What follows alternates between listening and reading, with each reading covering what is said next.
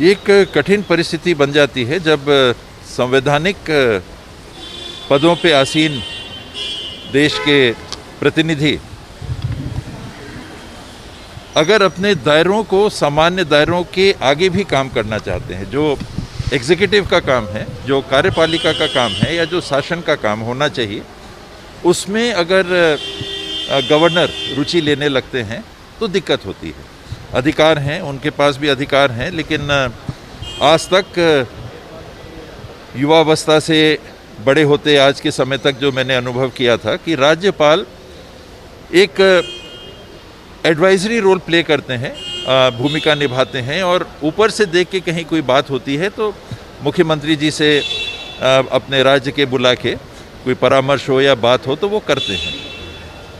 आजकल ये देखने को मिल रहा है कि राज्यपाल और विशेष करके जहाँ पर दूसरे दल के सरकारें रहती हैं वहाँ ज़्यादा प्रोएक्टिव भूमिका निभा रहे हैं, वहाँ फिर दिक्कत आती है कि आप सीधे एक पैरेलल व्यवस्था चुने हुए प्रतिनिधियों के बराबर एक पैरेलल व्यवस्था अगर खड़ी करने की कोशिश करेंगे तो स्वाभाविक है कि दिक्कत होती है।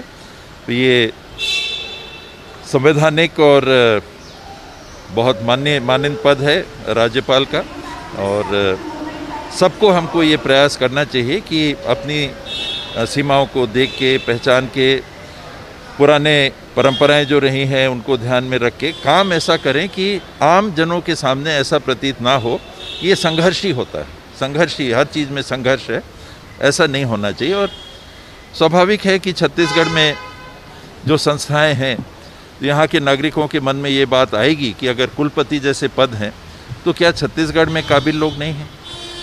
स्वाभाविक है कि अगर उनका कार्य क्षेत्र है तो वो अपने जगह है कि गवर्नर साहब को अगर अपॉइंट करना है, राज्यपाल महोदय को अपॉइंट करना है, महोदया को अपॉइंट करना है, तो वो उनका कार्य क्षेत्र है।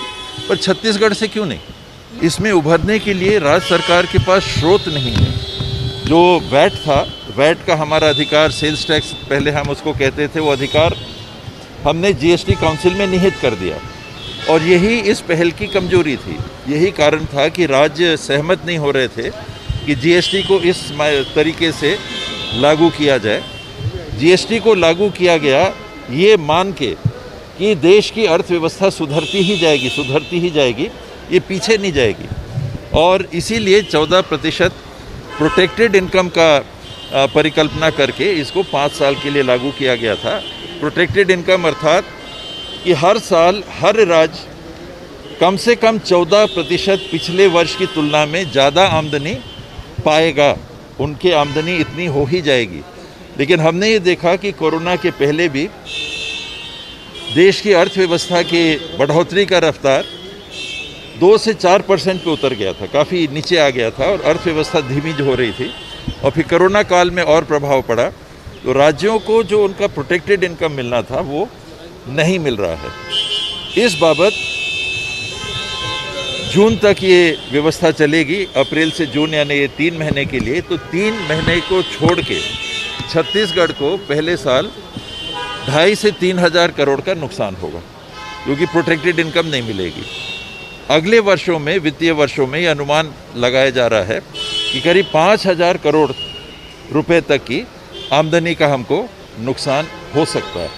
तो ये छत्तीसगढ़ के लिए एक बड़ी चिंता की स्थिति बनेगी, और हमको चिंतन करना पड़ेगा कि अपने स्रोतों से हम आमदनी कैसे बढ़ा सकते हैं। पहला डोज 100% से ऊपर हो गया, जो अनुमानित आंकड़ा लगाया था उससे ज़्यादा लोगों ने पहला डोज लगा लिया है। दूसरा डोज खास करके कोविशील्ड का ये 12 से 16 हफ्ते में लगता है, पहले डोज के 12 से 16 हफ्ते बाद, करीब 3 महीने बाद।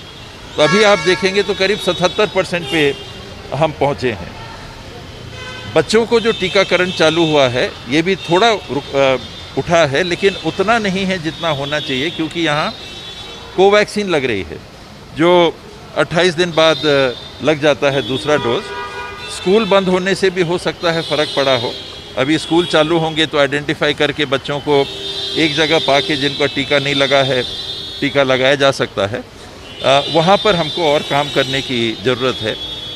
जो प्रोटेक्टिव डोज है, तीसरा डोज है, उसमें लोग उतना सामने नहीं आ रहे हैं जितना उनको आना चाहिए। संभव है कि उनको ऐसा लगता हो कि पहले और दूसरे डोज से ही इतना कवरेज हमको मिल गया है कि तीसरा डोज वो नहीं ले रहे हैं, लेकिन 60 साल से ऊपर वाले जिनको कोमॉर्बिडिटीज़ हैं उनको ज़रूर तीसरा टीका भी लगा लेना चाहिए।